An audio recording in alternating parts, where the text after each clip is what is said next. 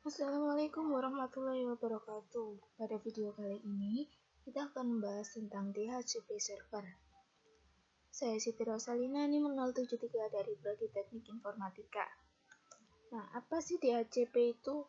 DHCP atau Dynamic Configuration Protocol adalah layanan yang secara otomatis memberikan nomor IP kepada komputer yang memintanya. Komputer yang memberikan nomor IP disebut dengan DHCP server, sedangkan komputer yang meminta nomor IP disebut sebagai DHCP client. Cara kerja DHCP server, yang pertama, DHCP discover. Klien meminta nomor IP ke server, atau broadcast mencari DHCP server. Lalu, DHCP over. DHCP server bisa satu atau lebih server jika memang ada dua atau lebih DHCP server yang mempunyai nomor IP memberikan penawaran ke klien tersebut. Yang ketiga, DHCP request. Klien memilih penawaran DHCP server yang pertama diterima dan kembali melakukan broadcast dengan message menyetujui peminjaman tersebut kepada DHCP server. Dan yang terakhir, DHCP acknowledgement.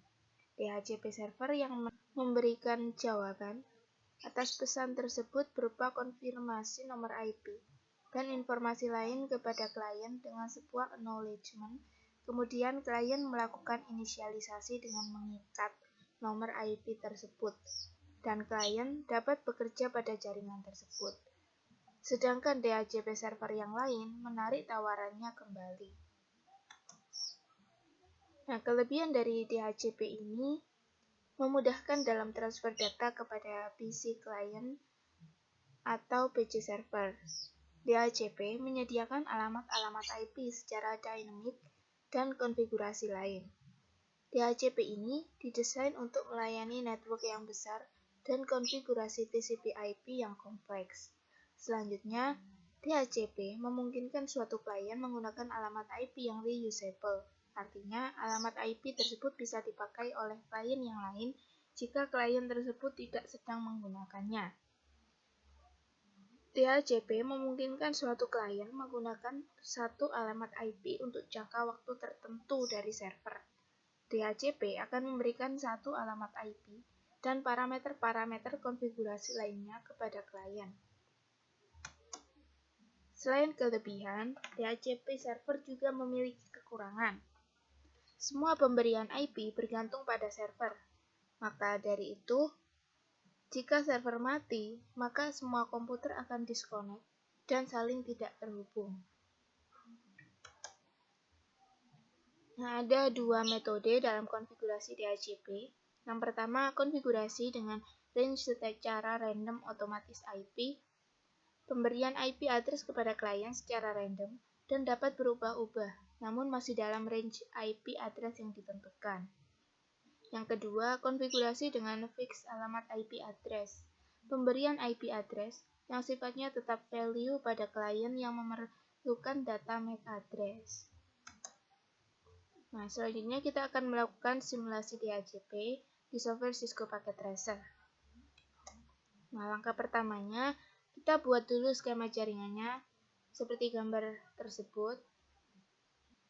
Oke, kita akan menggunakan satu buah switch, lalu dua buah access point,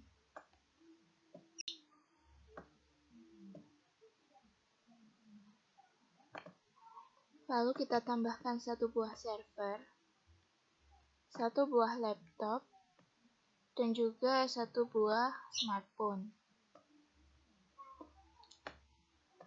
Oke, kita hubungkan dulu access point dengan switch.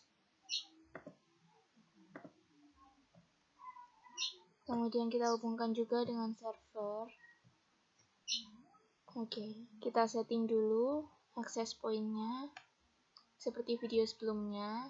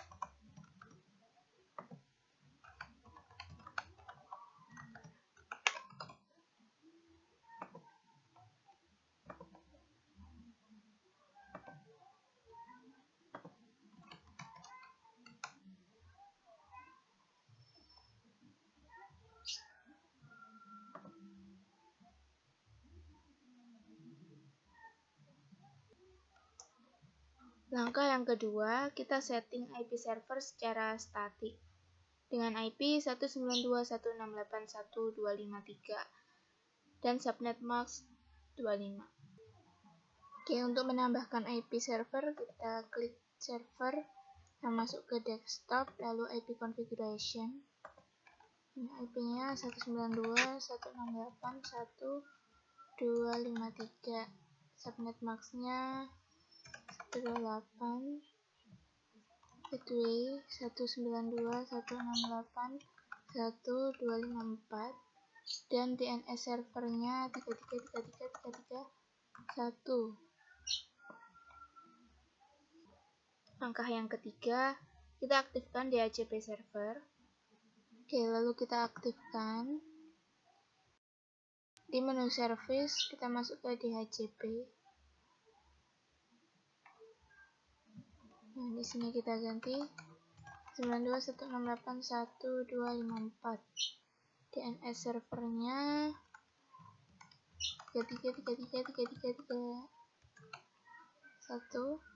Lalu start IP address-nya kita ganti 151. Subnet mask-nya sudah benar. Lalu maksimumnya 50. Oke, kita save. Oke, jangan lupa di on kan ya. Oke. Langkah yang keempat, kita aktifkan laptop dengan menggunakan DHCP client dan pastikan sudah mendapatkan IP dari DHCP server. Lalu kita langsung ke laptop. Nah, di desktop, nah ini kita ganti DHCP untuk meminta IP dari DHCP server. Requesting IP address. Nah, DHCP request successful. Dia ada IP 151, subnet mask-nya 25, kemudian dengan default gateway-nya sudah benar, DNS-nya juga. Langkah yang kelima, kita aktifkan smartphone dengan menggunakan DHCP client dan pastikan sudah mendapatkan IP dari DHCP server. Ya, kemudian kita ke smartphone. Di desktop, IP config kita rubah menjadi DHCP untuk meminta IP ke DHCP server. Nah, DHCP request successful dan menerima IP 192.168.1.153, subnet mask-nya sama 25, default gateway-nya sudah benar 254, dan DNS-nya juga sudah 33333331. Oke, sekian video kali ini. Terima kasih. Wassalamualaikum warahmatullahi wabarakatuh.